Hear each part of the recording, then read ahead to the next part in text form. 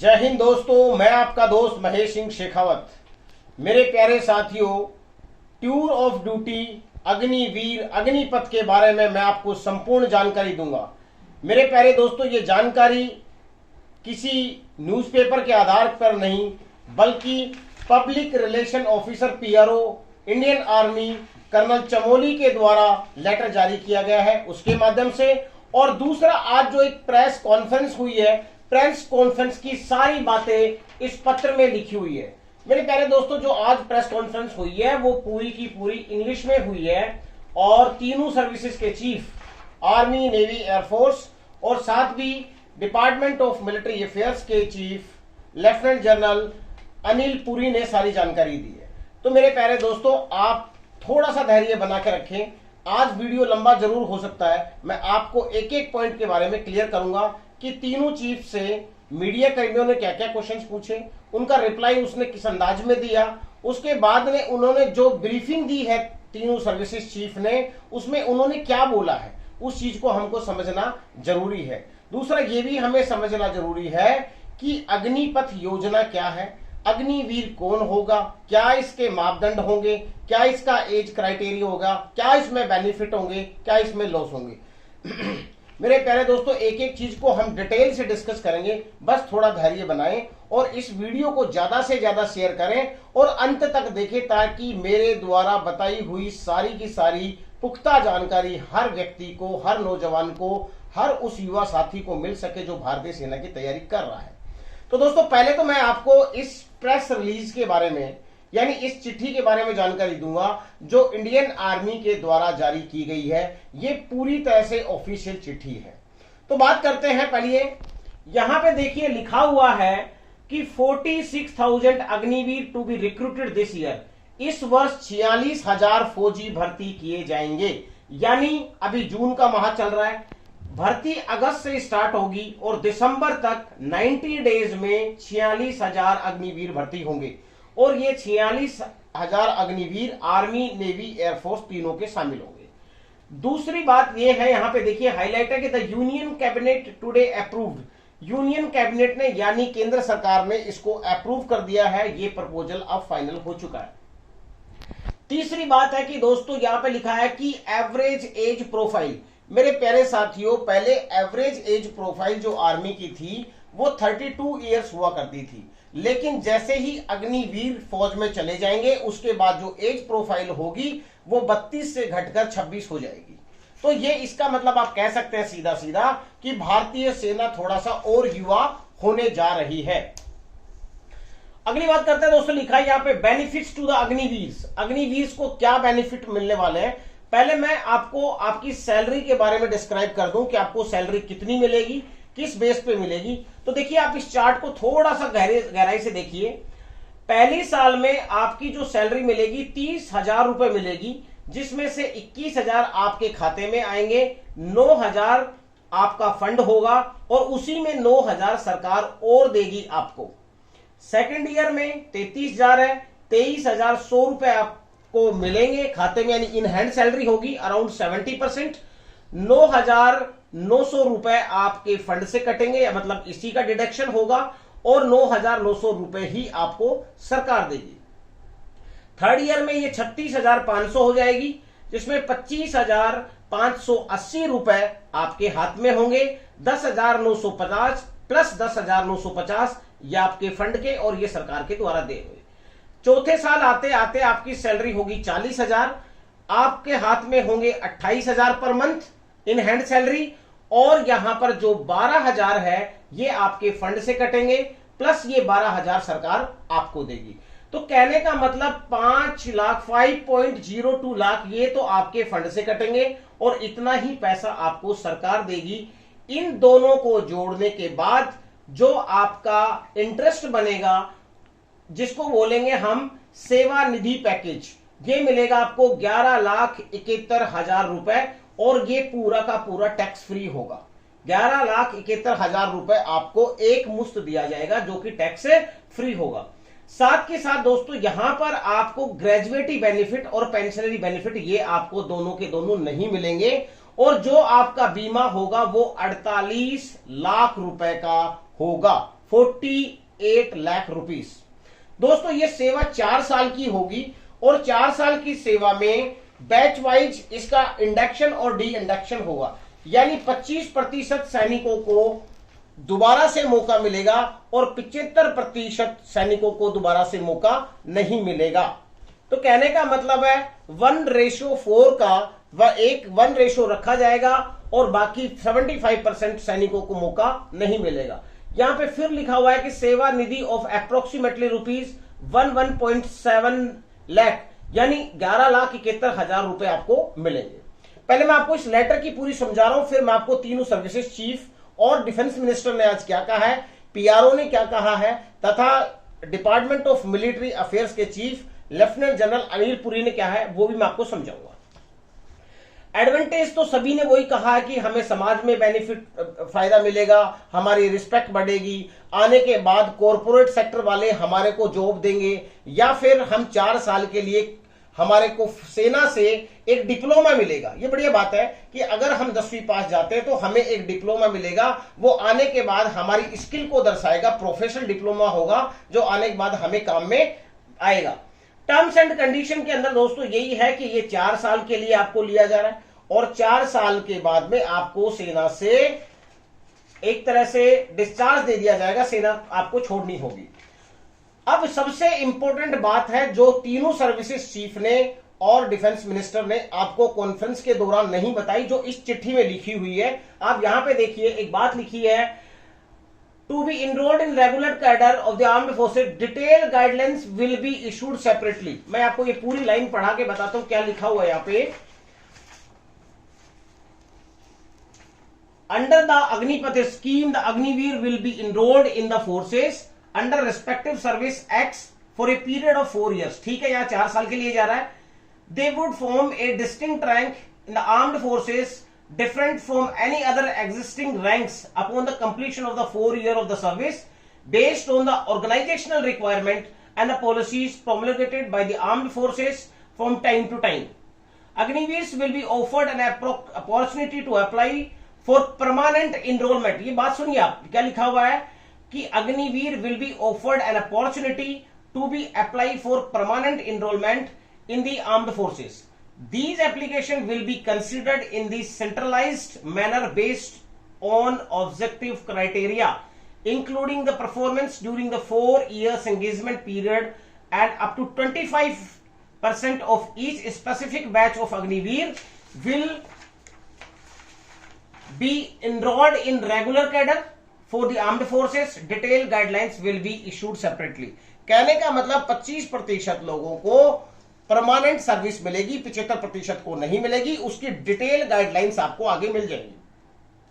दूसरी जो टेक्निकल चीजें हैं हमें समझने वाली है, यहां पे लिखा है कि 17.5 to 21 years ऑफ एज, ये आपकी जो एज है वो जीडी के लिए है। यहां पे देखिए, आप इसको ध्यान से पढ़िए।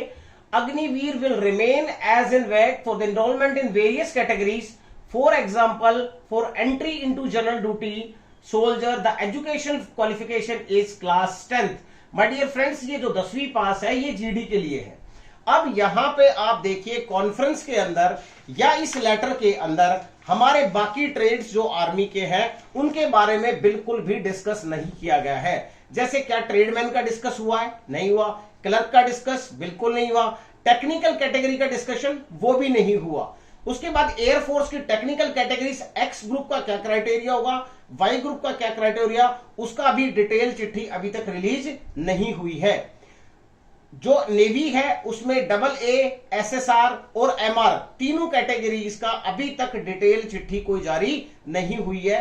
तो आपको जल्दबाजी में कोई फैसला ये नहीं लेना है कि मुझे ये करना है या नहीं करना है। ये अभी तक तीनों सर्विसेज चीफ का एक कलेक्टिव लेटर है, एक कलेक्टिव पॉलिसी है। अभी तक डिटेल पॉलिसी ना किसी न्यूज चैनल ने दी है, ना किसी मीडिया कर्मी ने बताया है, ना किसी आर्मी के पीआरओ ने बताया है, ना आर्मी के किसी ऑफिशियल वेबसाइट पे है। तो आपको अभी बहुत ज्यादा चिंता करने की जरूरत नहीं है। तीनों सर्विसेज चीफ से मीडिया कर्मियों ने भी क्वेश्चन पूछे और हमने सारे जितने भी यूट्यूबर्स थे उन लोगों ने भी डिटेल से जानकारी देने की कोशिश की, जिसके पास जितनी जानकारी थी।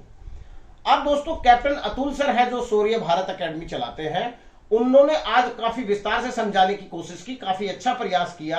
अब उन्होंने एक बात जरूर बताई है, किसी एक मीडिया कर्मी ने पूछा कि एयरफोर्स के वर्तमान जो बचे हुए लोग हैं जिनका इनरोलमेंट लिस्ट जारी होना बाकी है, उनका क्या होगा। तो उन्होंने बोला कि एयरफोर्स के अंदर, उन्होंने ना आर्मी का नाम लिया है ना नेवी का नाम लिया है, ना डिफेंस शब्द का यूज किया है। उन्होंने बोला है कि एयरफोर्स के अंदर सारी की सारी भर्ती अभी अग्निपथ के अनुसार ही होंगी। अभी जब से ये प्रेस कॉन्फ्रेंस हुई है, बहुत सारे मेरे प्यारे दोस्तों ने कॉल किया है, मुझे मैसेज पे मैसेज कर रहे हैं कि सर हमारा जो आर्मी का एग्जाम है वो कैंसिल हुआ या नहीं हुआ। मेरे प्यारे दोस्तों, मैं आपको ये बात भी अभी नहीं कह सकता कि ये एग्जाम कैंसिल हो चुका है, या मैं ये भी नहीं कह सकता कि एग्जाम होगा। मैं सारी की सारी आपको इंफॉर्मेशन इस प्रेस रिलीज यानी इस चिट्ठी के अनुसार और जो आज तीनों सर्विसेज चीफ की कॉन्फ्रेंस हुई है उसके अनुसार बताऊं। आर्मी चीफ से किसी भी पब्लिक मीडिया कर्मी ने या किसी भी ने भी ये क्वेश्चन नहीं किया कि जो एग्जिस्टिंग हमारी रिक्रूटमेंट है यानी जो भर्ती है जिसके एग्जाम बाकी है उसका एग्जाम होगा या नहीं होगा या कब तक होगा, ऐसा अभी तक कोई इंफॉर्मेशन नहीं आई है। आपको करीब 3 से 4 दिन या 1 हफ्ते तक वेट करना पड़ेगा जब तक आर्मी की प्रॉपर गाइडलाइंस जारी नहीं हो जाती। आर्मी की जब प्रॉपर गाइडलाइंस जारी हो जाएंगी आप तक मैं वो खबर सबसे पहले दूंगा, आप चिंता ना करें। मेरी जो भी खबर मिलेगी आपको चिट्ठी के ऊपर आधारित मिलेगी, किसी न्यूज चैनल के ऊपर या किसी यूट्यूबर्स के आधार पर बिल्कुल भी नहीं मिलेगी। मेरे प्यारे साथियों, अब यहां पर चर्चा बहुत अच्छी हुई है कि हमारी जो सेना है वो मॉडर्न होने जा रही है। हमारी जब सेना मॉडर्न होगी तो हमें सोल्जर भी टेक्निकल चाहिए।